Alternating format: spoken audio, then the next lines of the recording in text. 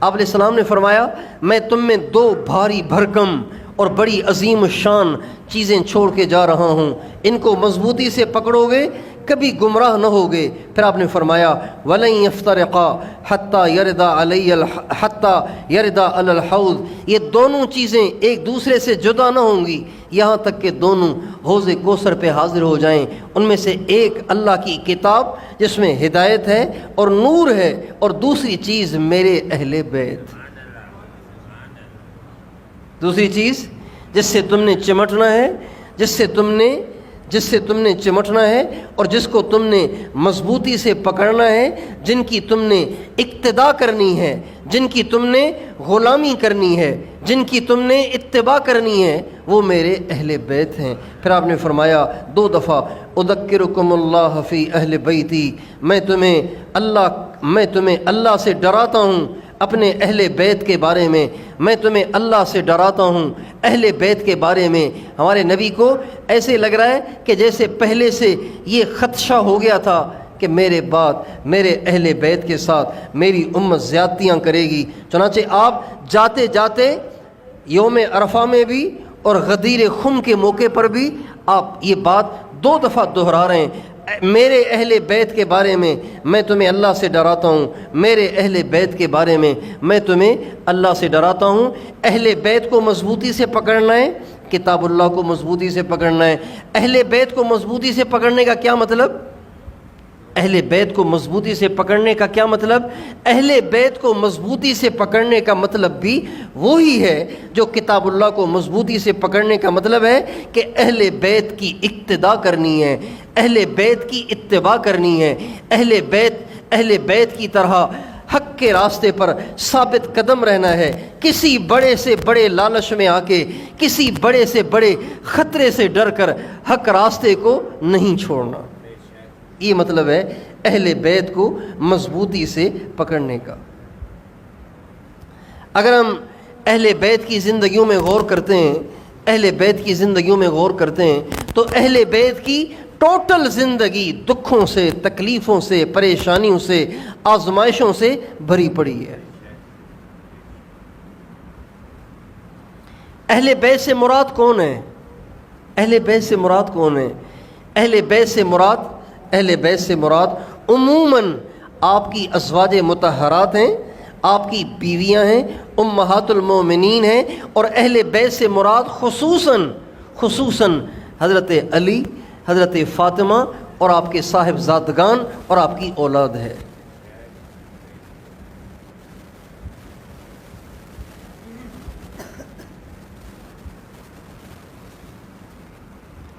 حدیث شریف میں آتا ہے جب قرآن پاک کی آیت اتری یرید اللہ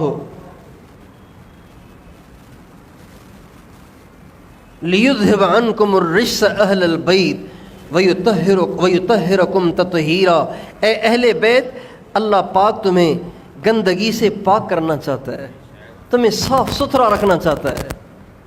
جب یہ آیت نازل ہوئی تو حضرت ام سلمہ رضی اللہ عنہ فرماتی ہیں، یہ آیت میرے گھر میں نازل ہوئی تھی، یہ آیت میرے گھر میں نازل ہوئی جب حضرت ام سلمہ کے گھر میں اللہ کے نبی موجود تھے۔ جب یہ آیت نازل ہوئی حضرت ام سلمہ کہتی ہیں تھوڑی دیر میں میرے گھر میں حضرت علی داخل ہوئے، آپ نے ان کو اپنی چادر میں ڈال لیا، حضرت فاطمہ آئیں، آپ نے ان کو بھی اپنی چادر میں ڈال لیا، امام حسن آئے، ان کو بھی چادر میں ڈال لیا، امام حسین آئے، ان کو بھی چادر میں ڈال لیا۔ جب یہ چاروں چادر میں آ گئے، 5ویں ہمارے نبی ہو گئے۔ یہ جو پنجتن کہتے ہیں نا، پنجتن تو وہ یہاں سے کہتے ہیں، پنجتن یعنی 5 جسم۔ 5 جسم سے مراد ایک ہمارے آقا کا جسم اطہر، ایک حضرت علی کا جسم مبارک، ایک اماں فاطمہ کا جسم مبارک، ایک حضرت امام حسن، ایک حضرت امام حسین کا جسم مبارک۔ یہ 5 جسم ہو گئے۔ آپ نے ان سب کو اپنی کالی کملی میں لیا، آپ نے اس کالی چادر بالوں کی بنی ہوئی اس کو اوڑھ رکھا تھا، آپ نے ان چاروں کو چادر میں لیا، ابھی یہ 5 ہو گئے۔ آپ نے فرمایا اللہم ہؤلاء اہل بیتی وخاصتی فاذہب عنہم الرجس وطہرہم تطہیرا، اے اللہ آپ جن اہل بیت کو پاک کرنا چاہ رہے ہیں یہ ہیں میرے اہل بیت، انہیں پاک فرما۔ اے اللہ یہ میرے اہل بیت ہیں، یہ میرے خاص لوگ ہیں۔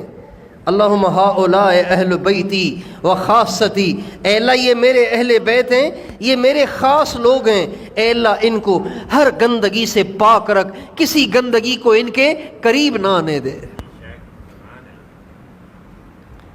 تو اہل بیت سے مراد ازواج مطہرات بھی ہیں، لیکن خصوصاً اہل بیت سے مراد حضرت علی ہیں، حضرت فاطمہ ہیں، امام حسن ہیں، امام حسین ہیں۔ ان سب کو مضبوطی سے پکڑنا، ان کے نقش قدم پہ چلنا۔ اہل بیت کی زندگی میں جو سب سے نمایاں چیز ہے وہ دنیا سے بے رغبتی ہے اور حق پر ثابت قدمی ہے۔ دنیا سے بے رغبتی اور حق پہ ثابت قدمی۔ دنیا سے بے رغبتی کا عالم یہ ہے کہ آپ علیہ السلام اپنے ایک صحابی کے ساتھ حضرت فاطمہ کی بیماری کا سن کر ان کی عیادت کے لیے تشریف لے گئے۔ آپ علیہ السلام جب وہاں تشریف لے گئے، دروازہ کھٹکھٹایا اور آپ نے فرمایا فاطمہ پردہ کر لو، میرے ساتھ عمران بن حسین آ رہے ہیں۔ تو اندر سے حضرت فاطمہ نے جواب دیا، ابو میرے پاس اتنی چادر نہیں ہے کہ میں اپنے چہرے کو چھپا سکوں، لہٰذا آپ کسی غیر محرم کو اندر نہ لائیں، اس لیے کہ میرے پاس پردے کے لیے چادر ہی نہیں ہے۔ آپ علیہ السلام نے اپنے کندھے سے چادر کو اتار کر اپنی بیٹی فاطمہ کو دیا، جس سے انہوں نے اپنے چہرے اور سر کو چھپایا۔ پھر کہیں جا کے عمران بن حسین کے اندر جانے کی گنجائش ہوئی۔ دنیا سے بے رغبتی کا عالم یہ ہے، آج اگر گھر میں شادی کے لیے نئے کپڑے بھی نہ ہوں، دور کے رشتہ داروں میں شادی میں شرکت کرنے کے لیے اگر خاوند نئے کپڑے نہ لے کر دے تو یہ بیویاں آسمان کو سر پہ اٹھا لیتی ہیں اور گھر میں ادھم مچا دیتی ہیں اور شور اور غل شروع ہو جاتا ہے اور سسرال تک ان کی شکایتیں چلی جاتی ہیں اور طلاق کے مطالبے شروع ہو جاتے ہیں۔ ادھر حضرت فاطمہ جو ساری دنیا کے سارے انسانوں میں جو جنتی ہیں ان کی سردارن ہیں، ساری عورتوں کی سردارن ہیں، سرکار دو عالم کی سب سے زیادہ پیاری اور محبوب بیٹی ہیں، ان کا حال یہ ہے کہ چہرہ چھپانے کو کپڑا نہیں ہے۔ دنیا سے بے رغبتی کا عالم یہ ہے کہ کپڑے بھی پورے نہیں ہیں۔ کپڑا انسان کی ضرورت ہے نا، کپڑا تو انسان کی ضرورت ہے، اس کے بغیر تو گزر ہی نہیں ہے۔ اور دوسری ضرورت کیا ہے؟ دوسری ضرورت کھانا ہے، کھانا ہے، دوسری ضرورت کھانا ہے۔ آپ کھانے کا حال دیکھیے، سرکار دو عالم صلی اللہ علیہ وسلم کی سب سے محبوب بیٹی کے گھر میں کھانے کا عالم یہ ہے کہ ایک دفعہ حضرت فاطمہ آپ کی خدمت میں حاضر ہوئیں، کہا یا رسول اللہ میرے گھر میں کئی دن سے کھانے کو کچھ نہیں ہے، مجھے علی نے بھیجا ہے کہ آپ کے ابو کے پاس کچھ کھانے کو ہو تو جا کے لے آؤ۔ آپ نے فرمایا میری بیٹی فاطمہ تیرے باپ کے گھر میں 1 مہینے سے کھانے کے لیے کچھ نہیں ہے، 1 مہینے سے کچھ نہیں ہے۔ کوئی آپ کی نظر میں ہے کوئی ایسا مسکین غریب فقیر جس کے گھر میں 1 مہینے سے کچھ نہ ہو؟ دنیا سے بے رغبتی کا عالم یہ ہے کہ بیائی ہوئی بیٹی کئی دن کے فاقے کو برداشت کر کے باپ کے دروازے پہ روٹی مانگنے آ رہی ہے۔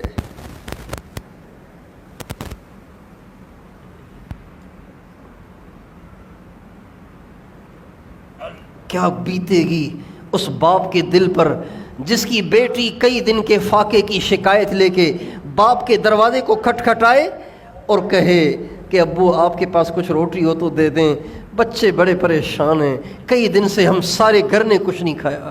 اس باپ کے دل پہ کیا بیتے گی؟ جو باپ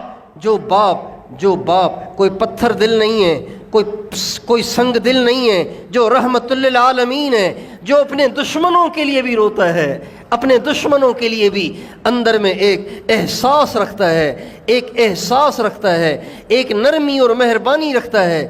جب اس نے اپنی بیٹی کے فاقے کا سنا ہوگا آپ کے دل پہ کیا بیتی ہوگی؟ یہ دنیا سے بے رغبتی کا عالم ہے۔ ادھر آپ تشریف فرمائے ہیں، حضرت فاطمہ آئیں، ان کے ہاتھ میں کوئی چیز تھی، وہ آپ کے سامنے پیش کی. کھولا تو روٹی تھی, آپ نے اس میں سے ایک لقمہ توڑا اور منہ میں ڈالا, اور آپ نے فرمایا بیٹی کیا لائی ہو؟ کہا جی روٹی. آپ نے لقمہ توڑا اور منہ میں ڈالا, پھر آپ نے فرمایا ہاں. تو حضرت فاطمہ نے کہا یا رسول اللہ آج کئی دن کے بعد میرے گھر میں روٹی پکی تھی, جب میں کھانے کے لیے بیٹھی تو مجھے آپ یاد آ گئے, تو میں نے کہا پتہ نہیں ابو نے کھائی کہ نہیں کھائی, تو اس لیے پہلے میں آپ کے پاس لائی ہوں, پہلے آپ کھائیں پھر ہم بھی کھائیں گے. آپ نے ایک لقمہ توڑا اور منہ میں ڈالا, اور آپ نے فرمایا یا بنیۃ ھذا اول طعام اکلہ ابوکی منذ ثلاثۃ ایام, میری بیٹی یہ پہلا لقمہ ہے جو تیرے باپ کے پیٹ میں جا رہا ہے.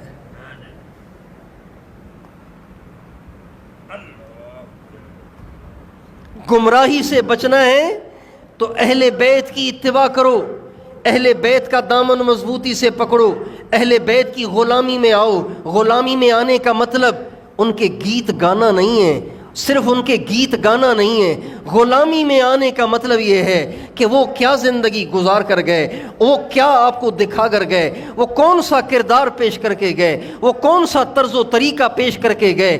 اگر آپ کا طرز و طریقہ ان کے طرز و طریقے سے ملتا ہے تو آپ اہل بیت کے غلام کہلائیں گے. لیکن اگر آپ کی زندگی اہل بیت کی زندگی سے ہٹی ہوئی ہے, انہوں نے تو روٹی, انہوں نے تو جائز خواہشات سے بھی اپنی زندگی کو بچایا, اور آپ حرام خواہشات میں پڑ گئے, تو بتائیے آپ اہل بیت کے چاہنے والے تو نہ ہوئے,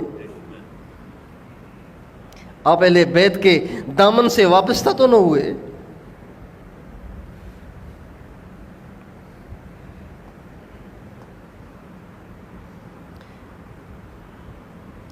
ادھر روٹی نہیں ہے ادھر بھنگ پی جا رہی ہو, ادھر روٹی نہیں ہے ادھر چرس پی جا رہی ہو, ادھر روٹی نہیں ہے ادھر شرابیں شادیوں میں بٹ رہی ہوں, ادھر روٹی نہیں ہے ادھر پیزے کھائے جا رہے ہوں, تو پھر اہل بیت کی غلامی کا دم بھرنے کا ہمیں حق حاصل نہیں ہے. ہم اہل بیت کے نام لیوا کہلانے کے لائق نہیں ہیں, اس لیے کہ اہل بیت کی شان کچھ اور ہے.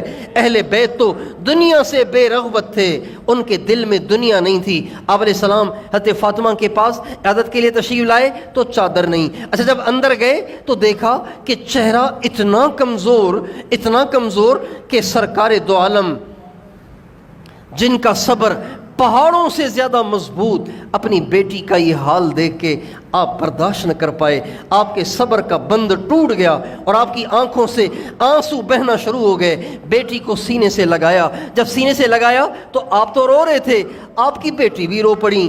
باپ بیٹی دونوں گلے لگ کر رو رہے ہیں. وہ کیا منظر ہوگا جو ساری دنیا میں سب سے بڑا طاقتور انسان, اس کی سب سے زیادہ چہیتی بیٹی سینے سے لگ کر, باپ بھی رو رہا ہے بیٹی بھی رو رہی ہے, اور آپ یوں نہیں کہہ رہے ابھی تیرے لیے آسمان سے دسترخوان اترواتا ہوں, ابھی تیرے لیے خدا سے صحت کا فیصلہ کرواتا ہوں, ابھی تیرے لیے جنت کے ریشمی لباس اترواتا ہوں. آپ یہ نہیں کہہ رہے, آپ فرما رہے یا بنیتو, اے میری بیٹی, اما ترضین ان تکونی سیدۃ نساء اہل الجنہ, میری بیٹی فاطمہ کیا تو اس بات پہ راضی نہیں ہے کہ اللہ تجھے جنت کی ساری عورتوں کی سردارن بنا دے.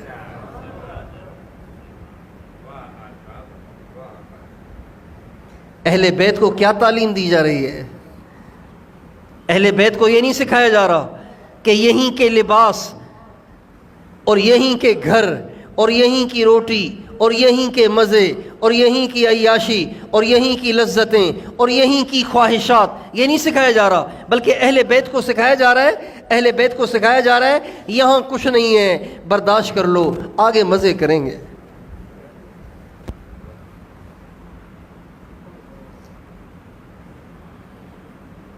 انی تارکن فیکم ثقلین, دو چیزیں چھوڑ کے جا رہا ہوں, ان کو چھوڑنا نہیں, مضبوطی سے پکڑنا.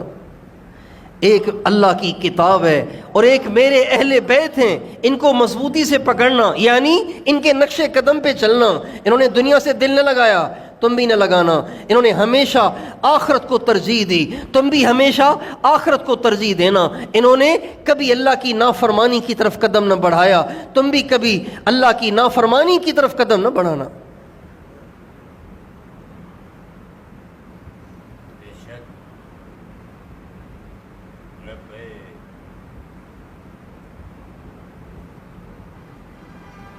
یہ اہل بیت کی شان ہے کہ انہوں نے گندی دنیا سے کبھی دل لگایا ہی نہیں. حضرت علی رضی اللہ عنہ، حضرت زرار ابن زمرہ کنانی رضی اللہ عنہ حضرت معاویہ کے دربار میں بیٹھے ہوئے ہیں. حضرت معاویہ کے دربار میں بیٹھے ہوئے ہیں. حضرت معاویہ کہنے لگے زرار کچھ سناؤ علی کیسے تھے. یہ حضرت علی کے شہید ہو جانے کی کہ بات کا واقعہ ہے. زرار ابن زمرہ کنانی کہنے لگے معاویہ آپ کیا پوچھتے ہیں مجھ سے علی کے بارے میں؟ وہ کیا تھے؟ میری زبان اس کی طاقت نہیں رکھتی کہ میں ان کی صفات کو بیان کروں. پھر فرمانے لگے ایک دفعہ میں نے ان کو رات کے اندھیرے میں دیکھا کہ انہوں نے اپنی داڑھی کو اپنی مٹھی میں پکڑا ہوا تھا اور یبکی بکاء الحزین یتململ تململ السلیم ویبکی بکاء الحزین، ایسے رو رہے تھے جیسے غموں کا مارا ہوا روتا ہے، ایسے تڑپ رہے تھے جیسے کسی بچھو نے ان کو ڈنگ مار دیا ہو، جس کے درد سے وہ تڑپ رہے ہوں، اور کہہ رہے تھے آہ من قلت الذات و بعد السفر و وحشت الطریق، ہائے آخرت قریب آ رہی ہے، زندگی ختم ہو رہی ہے، ارے میں نے تو قبر کے لیے کوئی تیاری ہی نہیں کی. اور پھر فرما رہے دنیا سے الی تغررتی الی تزینتی الی تشوفتی، کیا تو مجھے دھوکہ دینا چاہتی ہے؟ دنیا سے کہہ رہے ہیں اے دنیا، یا صفرا و یا بیدا، اے سونا اے چاندی، الی تغررتی الی تزینتی، کیا تو سج دھج کے مجھے دھوکہ دینا چاہتا ہے؟ اے سونے، اے چاندی، اے درہم، اے دینار، اے دنیا کی زیب و زینت، کیا تم مجھے دھوکہ دینا چاہتے ہو؟ میرا من موہنا چاہتے ہو؟ میرے دل کو مائل کرنا چاہتے ہو؟ غری غیری قد بتتک ثلاثن لا سبیل لی الیک، چلی جا یہاں سے، میں نے تجھے 3 طلاقیں دے رکھی ہیں اور تو میرے قریب آ نہیں سکتی، میں نے تجھے اتنا دور کر دیا ہے. یہ اہل بیت کی شان ہے.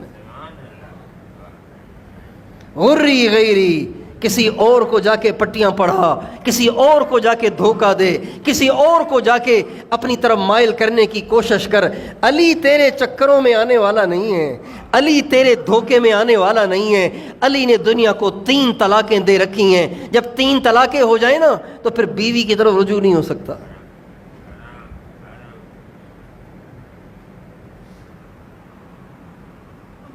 اہل بیت کو مضبوطی سے پکڑنا، گمراہی سے بچ جاؤ گے. کیا مطلب؟ اہل بیت کو مضبوطی سے پکڑنا کیا مطلب؟ ان کے نام لکھ کے گھر میں فریم کر کے لگا دو.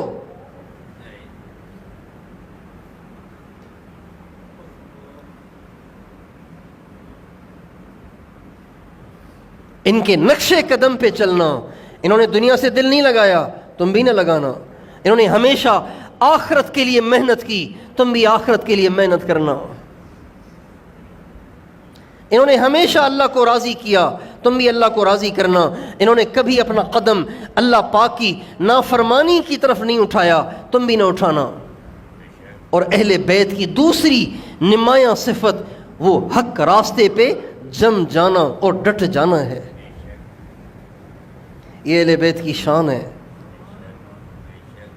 انہوں نے کبھی حق راستے کو نہیں چھوڑا.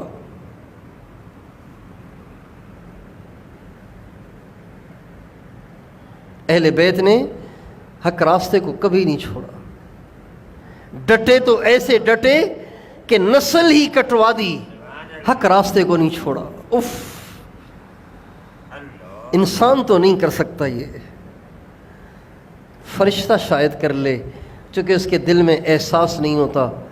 اس کے دل میں احساس نہیں، فرشتہ تو انسان نہیں ہے نا، انسان نہیں کر سکتا.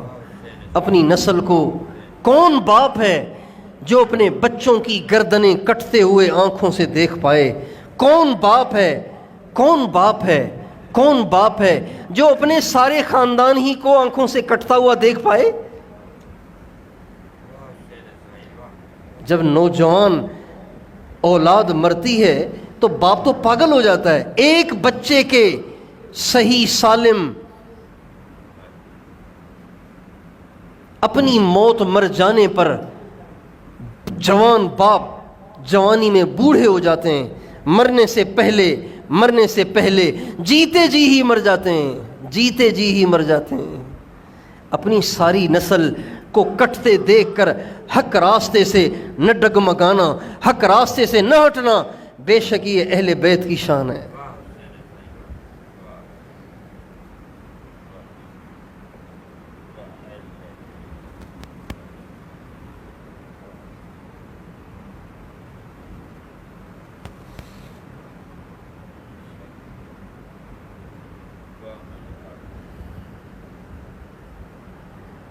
حضرت امام حسین کو اپنے بھائی سے بڑی محبت تھی، امام حسن سے۔ بھائیوں کی محبت تو ضرب المثل ہے، آج کل کے بھائیوں کی نہیں۔ کہتے ہیں یہ بالکل میرے بھائیوں کی طرح سے ہے، کہتے ہیں نا یہ بالکل میرے بھائیوں، کیا مطلب؟ ہماری بہت محبت ہے، لیکن آج کل یہ مثال دیتے ہوئے تو مجھے تو شرم آتی ہے، بھائیوں کی طرح سے، بھائیوں میں تو محبت ہی نہیں ہے، تو بھائیوں کی طرح سے کیسے کہیں؟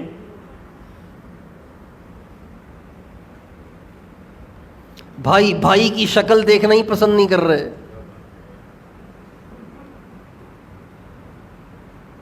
بڑی محبت تھی آپس میں، چونکہ وہ بڑے دردناک طریقے سے شہید ہوئے۔ حضرت امام حسن شہید ہوئے، ان کو زہر دیا گیا تھا، شہید ہو گئے، اس میں زہر دیا گیا تھا ان کو، شہید ہو گئے۔ تو ان کی نشانی تھی حضرت قاسم، حضرت قاسم ان کی نشانی تھی، وہ بھی کربلا میں موجود تھے۔ سب سے آخر میں میدان میں نکلنے والے وہی تھے۔ امام حسین کے ساتھی پہلے شہید ہوئے، پھر اور خاندان کے لوگ، پھر امام حسین نے اپنے بچے بھیج دیے۔ جب دیکھا کہ اب بس پیش کرنے کے لیے بھتیجے کے سوا کچھ نہیں ہے، تو بھتیجے کو بھی بھیج دیا، حضرت قاسم بن حسن۔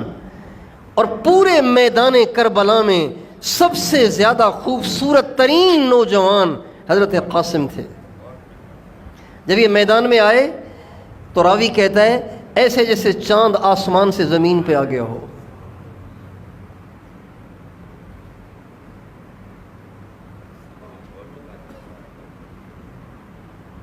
جو ہی میدان میں اترے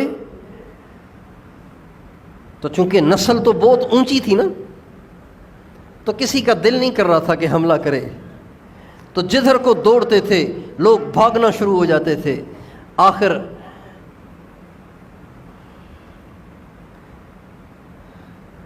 ایک بدبخت نے آگے بڑھ کر زور سے ان پہ تلوار کا وار کیا، تو الٹ کے زمین پہ گرے، بازو کٹ گیا، الٹ کے زمین پہ گرے اور خون خون ہو گئے۔ تو زور سے چیخے یا اماں، ہائے میرے چچا، امام حسین کو پکارا۔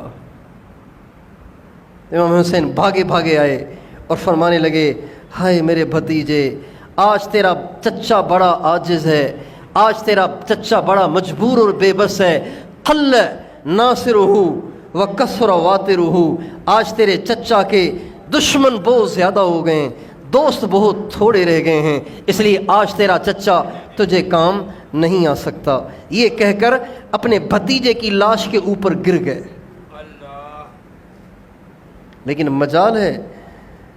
مجال ہے کہ حق راستے سے ڈگمگائیں، مجال ہے کہ حق راستے کو چھوڑیں، مجال ہے کہ یزید کے ہاتھ میں ہاتھ دیں، مجال ہے کہ شمر اور عمر ابن سعد کے سامنے جھک جائیں۔ ان کی لاش کو کندھے پہ اٹھایا اور آ کے خیمے کے پاس لٹا دیا۔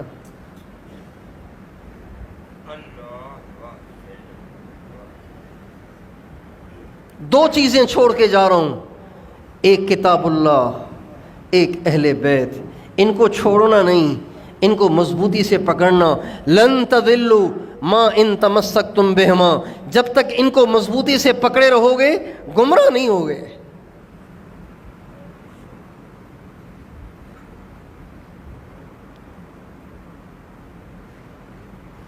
ان کو مضبوطی سے پکڑنا ہے، ان کو یاد کر کے واویلا نہیں کرنا ہے، ان کے نقش قدم پہ چلنا ہے۔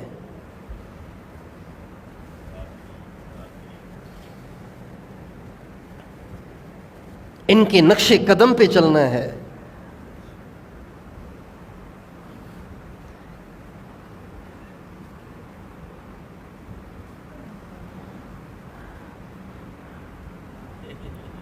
وہ تو خاندان کٹوا کے بھی نہ ڈگمگائے، ہم چند روپیوں پہ ڈگمگا جاتے ہیں، غیر محرم پاس سے گزرے تو ڈگمگا جاتے ہیں، کوئی بے پردہ عورت پاس سے گزرے تو ہم ڈگمگا جاتے ہیں، اور حسینی بھی کہتے ہیں، اپنے آپ کو حسینی بھی کہتے ہیں۔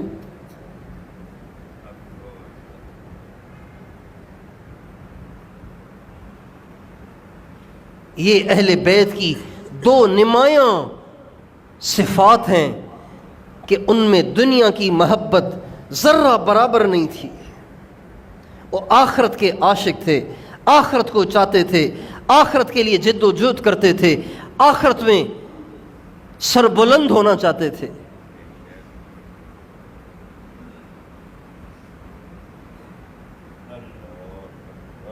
اور حق راستے کو چھوڑنے کے لیے کسی قیمت میں وہ آمادہ نہیں ہوتے تھے۔ اگر امام حسین ابن زیاد کے ہاتھ میں ہاتھ دے دیتے اور اس کے ساتھ مل کر یزید کے دربار میں چلے جاتے تو نہ قاسم شہید ہوتے، نہ علی اکبر شہید ہوتے، نہ ابو بکر شہید ہوتے، نہ عمر شہید ہوتے، نہ عثمان شہید ہوتے۔ یہ سارے اہل بیت ہیں۔ نہ حضرت حسین کی نسل قربان ہوتی، نہ حضرت حسن کی نسل قربان ہوتی، نہ حضرت عقیل کی نسل قربان ہوتی، نہ حضرت جعفر کی نسل قربان ہوتی، نہ ان کے ساتھی قربان ہوتے، سارے ہی بچ جاتے۔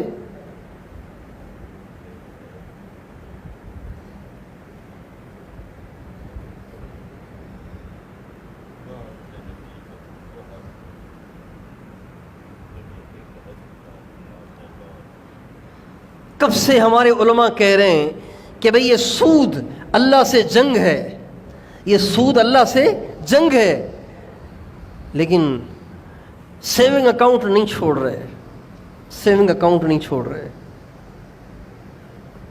بھئی پاکستان کی معیشت تباہ ہو گئی، پاکستان کی معیشت برباد ہو گئی، ڈالر 240 پہ چلا گیا اور روپیہ اتنا نیچے آ گیا۔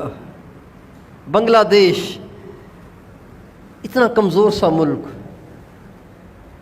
اس کا روپیہ بھی آپ کے روپے سے آگے نکل گیا۔ افغانستان پرسوں آزاد ہوا ہے، کل آزاد ہوا ہے، اور اس کا روپیہ آپ کے روپے سے آگے نکل گیا۔ آپ کی معیشت کی دھجیاں بکھر گئیں، اس لیے کہ آپ اللہ پاک سے جنگ کیے ہوئے ہیں۔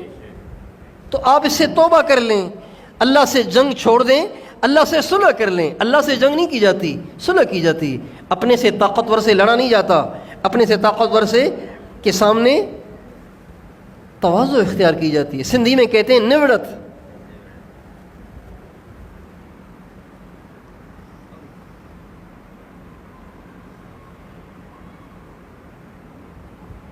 اس کے سامنے تو جھکا جاتا ہے، اسے جنگ تھوڑی کی جاتی ہے۔ اللہ سے جنگ کریں گے،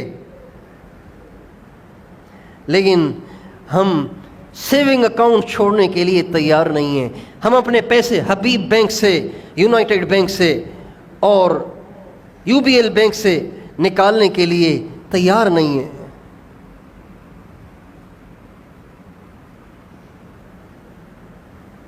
اور کہتے ہیں ہم تو حسینی ہیں۔ اس لیے آج اس بات کو ہم سمجھ کے جائیں، میں بھی سمجھ کے جاؤں، آپ بھی سمجھ کے جائیں، اس بات کو ذہن نشین کر کے جائیں، ہر مسلمان کو سمجھائیں کہ اہل بیت سے محبت ہے کیا، اہل بیت سے محبت کے کیا تقاضے ہیں۔ اس سرکار دو عالم صلی اللہ علیہ وسلم نے جو کہا کہ اہل بیت کو مضبوطی سے پکڑنا، اس کا کیا مطلب ہے؟ اس کا مطلب وہ نہیں ہے جو سمجھ رہے ہیں، اس کا مطلب یہ ہے کہ آپ ان کے نقش قدم پر چلیں، جس طرح انہوں نے دنیا سے اپنے آپ کو بچایا ایسے آپ بھی بچائیں، جیسے ان کا دامن دنیا سے بے داغ رہا آپ بھی اپنے دامن کو دنیا سے بے داغ رکھیں، اور جیسے انہوں نے آخرت کے لیے محنت اور جد و جہد اور کوشش کی آپ بھی کریں، اور جیسے وہ ہر حال میں ہر قیمت میں بڑی سے بڑی قربانیاں دے کے حق راستے پہ ڈٹے رہے آپ بھی ڈٹے رہیں۔ اگر آپ کی زندگیوں میں حرام ہے تو آپ شمر کے راستے پر ہیں، آپ ابن زیاد کے راستے پر ہیں، جنہوں نے اپنی کرسی بچانے کے لیے امام حسین کی گردن کاٹ دی، آل رسول کے بچوں کی گردنیں کاٹ دیں صرف کرسی بچانے کے چکر میں۔ کیا ہوتا اگر یہ امام حسین سے نہ لڑتے؟ تو کیا ہوتا؟ زیادہ سے زیادہ یہ ہوتا کہ ابن زیاد ان کو ڈسمس کر دیتا، سسپینڈ کر دیتا، یزید ان کو ڈسمس کر دیتا، سسپینڈ کر دیتا، معزول کر دیتا، اور کیا ہوتا؟ بچوں کی روٹی کی خاطر اہل بیت پہ تلواریں چلائیں۔ اگر آج کا مسلمان بچوں کی روٹی کی خاطر حضور کی سنتوں پہ چھریاں چلا رہا ہے تو اس میں اور اس میں فرق نہیں ہے۔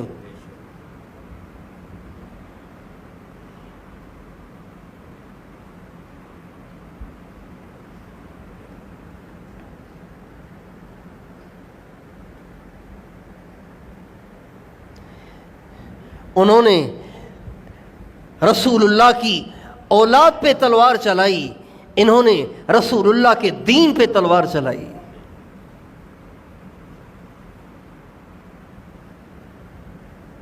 اور رسول اللہ کو اپنی اولاد سے زیادہ دین پیارا تھا، دین زیادہ پیارا تھا، ہمارے نبی کو دین زیادہ پیارا تھا، اولاد سے زیادہ پیارا تھا دین۔ یہ سب کچھ دین ہی کے لیے تو ہوا۔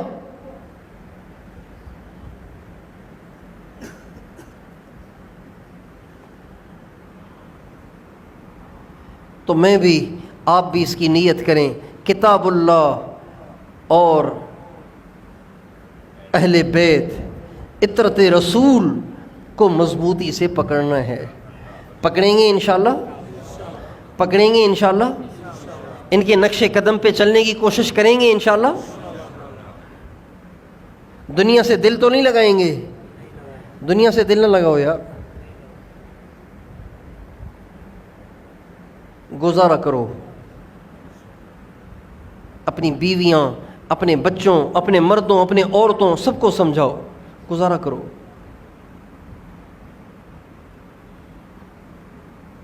بچوں کا اور عورتوں کا ہم نے ذہن بنایا ہی نہیں، اس لیے دنیا کی دوڑ لگی ہوئی ہے۔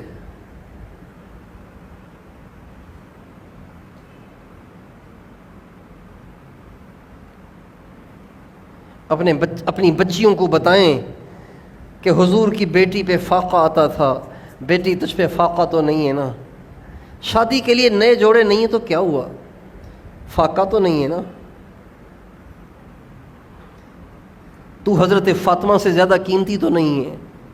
اپنے بچوں سے کہیں تم حضرت امام حسن اور امام حسین سے زیادہ قیمتی تو نہیں ہو نا، بس گزارا کرو، جنت میں مزے کریں گے۔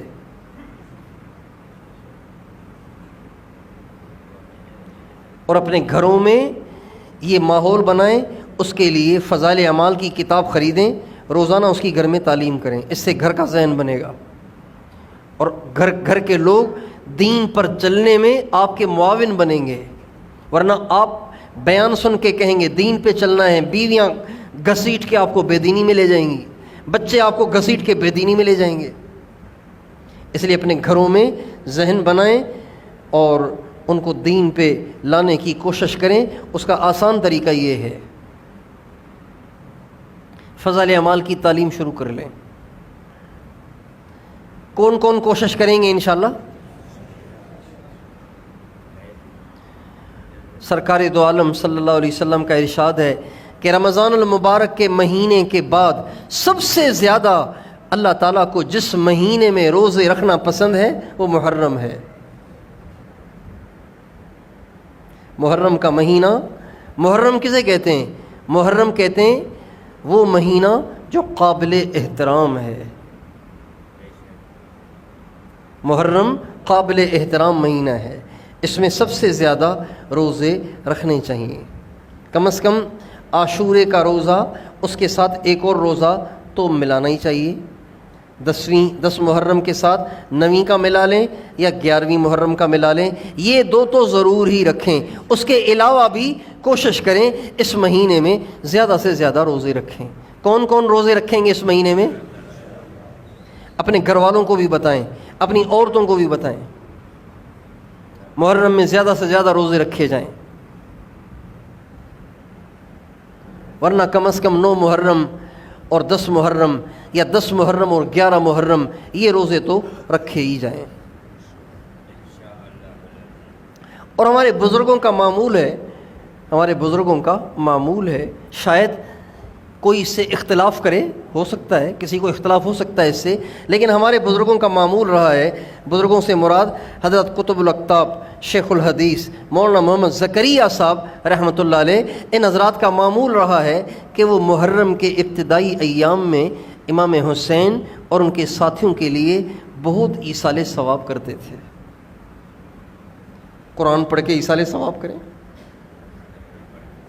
نفل پڑھ کے ایصال ثواب کریں، صدقہ کر کے ایصال ثواب کریں۔ حضرت شبلی رحمۃ اللہ علیہ کا واقعہ میں نے پڑھا آج سے کوئی 20 سال پہلے ایک رسالے میں۔ حضرت شبلی رحمۃ اللہ علیہ کی عادت تھی کہ وہ رمضان المبارک میں 10 نفلیں، اس میں محرم الحرام کے 10 دن، شروع کے 10 دن میں روزانہ 10 نفلیں پڑھ کر امام حسین کو بخشتے تھے، 10 نفلیں پڑھ کے امام حسین کو بخشتے تھے۔ ایک دفعہ انہوں نے خواب دیکھا، امام حسین کی زیارت ہوئی، جو ہی یہ سامنے گئے تو امام حسین نے اپنا چہرہ انور ان سے پھیر لیا، تو یہ پریشان ہو گئے، کہا حضرت آپ مجھ سے کیوں ناراض ہیں، آپ اپنا چہرہ موڑ رہے ہیں؟ تو فرمایا شبلی تجھ سے ناراض نہیں ہوں، لیکن تو جو مجھے نفلیں پڑھ پڑھ کے بخشتا ہے نا، یہ تیرا مجھ پہ اتنا احسان ہے کہ جب تک قیامت کے دن اس کا بدلہ اپنے نانا سے نہ دلواؤں تیری آنکھوں میں آنکھیں نہیں ملا سکتا۔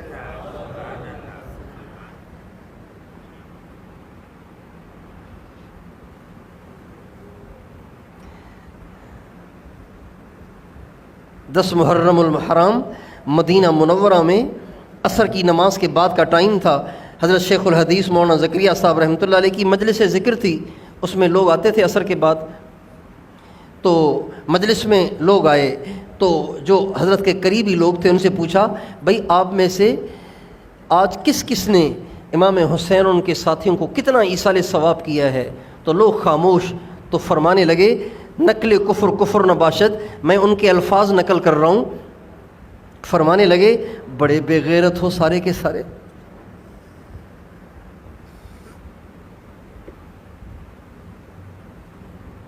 تو اس لیے ہم بھی اس کی کوشش کریں گے انشاءاللہ، خوب نفلیں پڑھ پڑھ کے ایصال ثواب کریں، قرآن پڑھ پڑھ کے ایصال ثواب کریں۔ ضروری نہیں ہے کہ جس مہینے میں شہادت ہوئی ہو اسی مہینے میں کیا جائے، لیکن چونکہ کسی دن کے آنے سے پچھلی یادیں آ جاتی ہیں تو اس لیے سارا سال تو کرتے نہیں۔